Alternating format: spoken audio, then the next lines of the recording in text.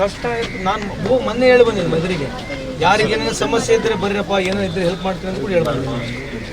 ಆಮೇಲೆ ಈ ಥರ ಹೋದ್ರಾಗೆ ಮತ್ತೆ ಗಲಾಟೆಗಳಾದಾಗ ಕೋರ್ಟ್ ಕೇಸ್, ಈಗ ಅಣ್ಣ ತಮ್ಮರು ಕೋರ್ಟ್ ಕೇಸ್ಗಳು ಆಗೋದಿಲ್ಲ, ಮನುಷ್ಯ ಅಲ್ಲ ಸರ್. ನಮಗೆ ಬೇಜಾರಾಗ್ತದ ಇಷ್ಟೆಲ್ಲ ಮತ್ತು ನಿಮ್ಮ ಎದುರಿಸಲ್ಲ ಯಾರು ಅಲ್ರಿ. ಏನು ಹೋದ್ರೆ ಒಂದು ಕೆಲಸ ಹೋಗ್ತದೆ ಅಷ್ಟೇ ಅಲ್ಲ. ಜೀವ ಇಂಪಾರ್ಟೆಂಟ್, ಕೆಲಸ ಇಂಪಾರ್ಟೆಂಟ್. ಜೀವಿದ್ರೆ ಮನುಷ್ಯ 100 ಮಾಡ್ಬೋದು ರೀ. ಮತ್ತೇನು ಕೆಲಸ, ಏನು ಮನೆ ಮುಂದೆ ಬಂದು ಕೆಲಸ ಕರ್ಕೊಂಡು ಹೋಗ್ತಾರೆ, ಕೆಲಸಗಳಿಗೆ ಏನು ಸಮಸ್ಯೆ ಸರ್? ಈಗ 56 ವರ್ಷ ಮತ್ತೆ ಹಿಂಗಾಗಿ ಸ್ವಲ್ಪ ಹಂಗಾಗಿ ಭಾಳ ಇದು ಮಾಡಿದ್ದಾರೆ ಸರ್. ಅದರಲ್ಲಿಂದ ಕೂತಿದ್ದಾರೆ ಸರ್. ಆಯ್ತಪ್ಪ, ಇನ್ನೂ 4 ವರ್ಷ ಕೆಲಸದಿಗೆ ನಾವು ಕೋಟಿಗಟ್ಟಲೆ ದುಡಿಬೋದಾ? ಮತ್ತೆ ಹೆಂಗೆ ನೀವು ಹೇಳೋ ಅರ್ಥ ನಮಗೇನು ಅರ್ಥ ಆಗಲ್ಲ. ಆಯ್ತು, ಇನ್ನು 4 ವರ್ಷ ಎಷ್ಟು ದುಡಿಬೋದಾಗಿತ್ತು ಯಜಮಾನ? ಈ ಥರ ನಿರ್ಣಯಗಳು ಸಮಾಜಕ್ಕೂ ಒಳ್ಳೇದಲ್ಲ ನೋಡಿ. ಈತಿಗೆ ಎಷ್ಟು ತೊಂದರೆ ಈಗ.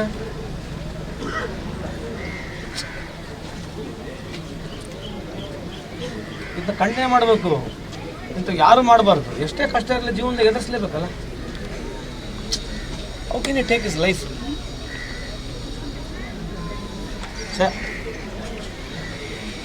ಅದು ಬೇರೆ 2 ಗಂಡು ಮಕ್ಕಳಿದ್ದಾರೆ. ಎಷ್ಟು ಸಾಲ ಇತ್ತು? 7 ಲಕ್ಷ ಯಾರು ಕೊಟ್ಟೋಗಿದ್ದಾರೆ? Syndicate Bank sir. Syndicate Bank sir. ನಮ್ಮ ಪಗಾರ ಮ್ಯಾಗ ಕೊಟ್ಟಿದ್ದು ಸರ್. ಅದ್ರಾಗ ಈಗ 1 ವರ್ಷದಿಂದ ತೊಗೊಂಡಿದ್ದಿಲ್ಲ ಸರ್. ಈಗ 1 ವರ್ಷ ಈಗ ನಮ್ಮದು ಪಗಾರ ಇಲ್ಲ, ಏನಿಲ್ಲ, ಕಟ್ಲಾಬೇಕು. ಈಗ ಅವರು ಮನೆಗೆ ನೋಟಿಸ್ ಕಳ್ಸಾತಾರೆ ಸರ್, ತುಂಬ್ರಿ ಅಂತ. ಪಾಪ ಅದನ್ನೆಲ್ಲ ಹೇಳ್ಕೊತಿದ್ರೆ ಇಲ್ಲಪ್ಪ ನಾ ಸರ್ ಹೇಳ್ಯಾರ, ಅದನ್ನು ಮಾಡ್ತೀವಿ ಅಂತ ಹೇಳಿದ್ವಿ ಸರ್. ಚಲೋ ಆಗ್ತೈತಿ, ಈಗ ಇನ್ನೊಂದು ತಿಂಗಳೊಳಗೆ ಸೇರಿ ಮುಗಿಸ್ತೀನಿ ಅಂತ ನಿಮ್ಮ ಹೆಸರು ಹೇಳಿದ್ವಿ ಸರ್. ಆದರೂ ಇವತ್ತು ಅವ್ರ ಬ್ಯಾಡ್ ನ್ಯೂಸ್.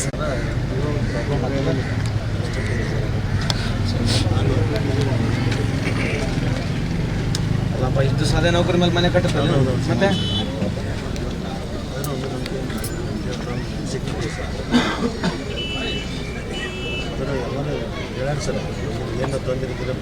ಹೇಳಿದಪ್ಪ, ಯಾರಿಗೂ ಸಮಸ್ಯೆ ಇದ್ರೆ ಬರಪ್ಪ, ನನ್ನ ಕೈಲಿ ಎಷ್ಟಾಗುತ್ತೆ ಲಿಸ್ಟ್ ಮಾಡತ್ತೀವಿ ಸರ್. ನೀವು ಹೇಳಿದ್ರಲ್ಲ, ಲಿಸ್ಟ್ ಮಾಡತ್ತಿದ್ವಿ.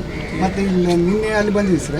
ಇನ್ನು ಇವತ್ತು ಬಂದ್ಬಿಟ್ಟೆ ನಿಮ್ಮ ಮತ್ತೆ ಭೇಟಿ ಹಾಕಿ ಎಲ್ಲ ಹೇಳಿ ಸರ್. ಎಲ್ಲರಿಗೂ ಒಂದು ಇನ್ನೊಂದು ಏನಂತ ಸರ್, ಇಷ್ಟು ವರ್ಷ ಇಲ್ಲಿ ದುಡಿದೀವಿ, ಸರ್ಗೆ ಹೋಗಿ ಯಾಕೆ ನಾವು ಭಾರ ಆಗೋದು?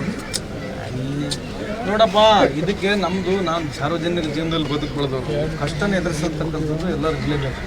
ಬಡವ ಇರಲಿ, ಸಾಹುಕಾರ ಇರಲಿ, ಸಾಲ, ಕಷ್ಟ, ಸುಖ ಎಲ್ಲರಿಗೂ ಬಂದೇ ಬರ್ತದೆ.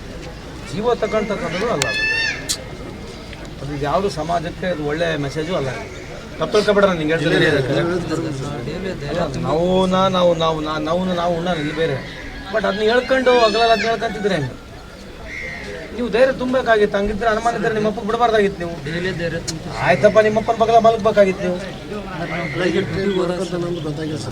ಎದ್ದು ಅಡ್ಡಾಡ್ರಿ. ಇದು ಲೇಬರ್ ಇದು ಗಾಡಿನ ಹೊಡಿತಾನೆ ಸರ್. ಹೇಳ್ದೆ ಏಸ ಗಾಡಿ ಬಿಡಿಸ್ತಾನೆ. ಇವತ್ತು ನಿಮ್ಮ ಫಂಕ್ಷನ್ ನಮಗೆ ಏನು ಅಂತಂದ್ರೆ ಈ ಥರ ನಿರ್ಣಯ ತೊಗೊಂಡಿದ್ದು ಬೇಜಾರು ಆಗಿರೋದು, ನಮಗೆ ಬೇಜಾರಿದೆ ಇಲ್ಲ ಅಂತಲ್ಲ. ಬಟ್ ಈ ಥರ ನಿಮಗೆ ಎದುರಿಸಲೇಬೇಕು. ಇದು ಸ್ಯಾಡ್, ಏನು ಮಾಡೋಕ್ಕಾಗಲ್ಲ. Feeling sir. ಮೊನ್ನೆ ಹೇಳಿ ನಂಗೆ ಏನಿದ್ರೆ ಬರ್ರಪ್ಪ, ಸಮಸ್ಯೆ ಇದ್ರೆ ಅಂತ ಹೇಳಿ ಬಂದಿಲ್ಲ. ನಾವು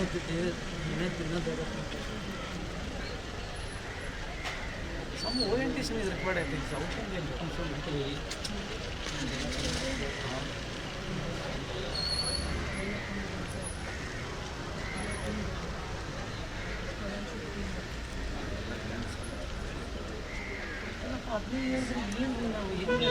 ಅದಕ್ಕೆ ಸಮರ್ಥ